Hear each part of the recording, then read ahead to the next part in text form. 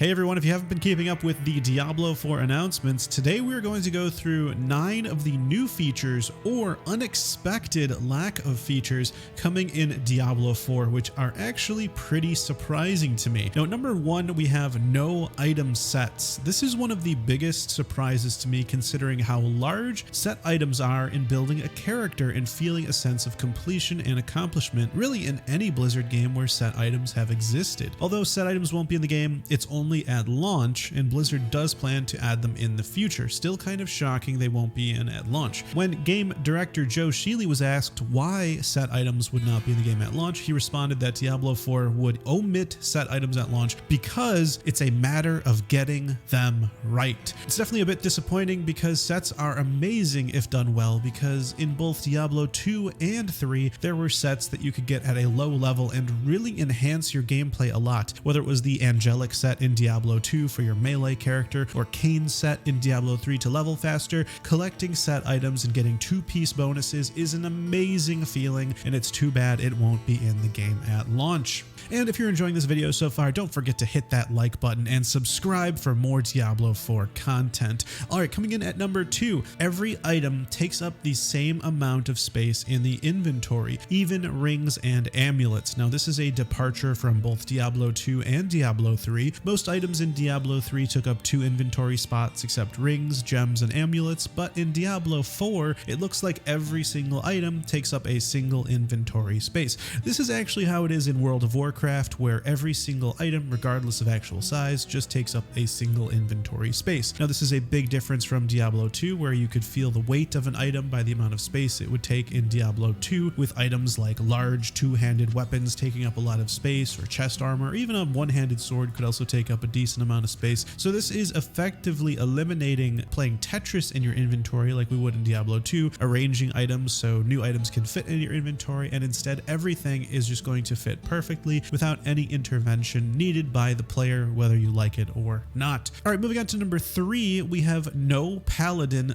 / Crusader class in Diablo 4. Now, this may not come as a surprise to Diablo 3 players, since we did not have a Paladin or Crusader class in Diablo 3 until the Reaper of Souls expansion, which was 2 years after launch. And while there hasn't been confirmation that Paladin will be added later, many are speculating that there will be a Holy Warrior added to the game at a later point in time. It's not entirely ruled out that maybe there won't be a Holy Warrior, considering there was no Druid in Diablo 3 ever. It is possible that a key character class could be missing from the game that was in previous games. Only time will tell, but for now, there is no Paladin or Crusader class in Diablo 4. Coming in at number 4, we have Open World. Diablo 4 will feature an open world where you will encounter other players and progress through the storyline in a non-linear way. In previous Diablo games, the plot was linear and structured in terms of acts, and you needed to progress through the game act by act. Diablo 3 had adventure mode, which broke away from this linear progression, but Diablo 4 takes it a step further with not only non-linear progression, but also encountering other players in the open world, finding events to participate in,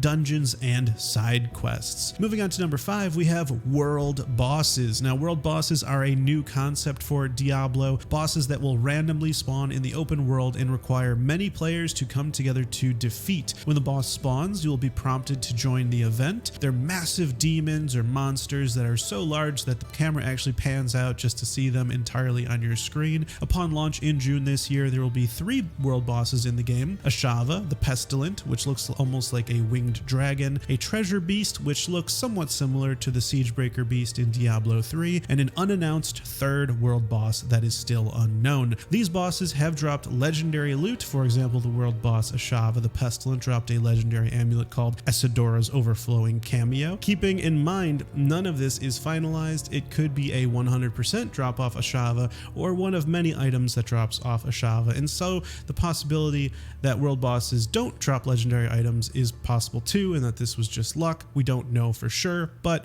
most likely though, considering the difficulty and need for multiple players to come together to defeat them, they will most likely drop good loot. Also, you might be wondering how the game determines loot. Each player will have their own loot rewards and experience for participating in defeating the world boss, so no need to worry about loot ninjas. Moving on to number 6, we have the Paragon System. Diablo 4 will have a new system called the Paragon System, which is an endgame system unlocked at level 50. The goal of this system is to provide provide players with a huge amount of endgame customization and also to encourage replayability. Unlike the Paragon system in Diablo 3, which was infinite, Diablo 4's Paragon board will be capped, which is a relief. Every 25% of a level after you reach level 50 will unlock 1 Paragon point, making 4 Paragon points per level starting at level 50. Which means roughly 200 Paragon points total to spend on the Paragon board. Each tile on the Paragon board has a different rarity, similar to items like Common,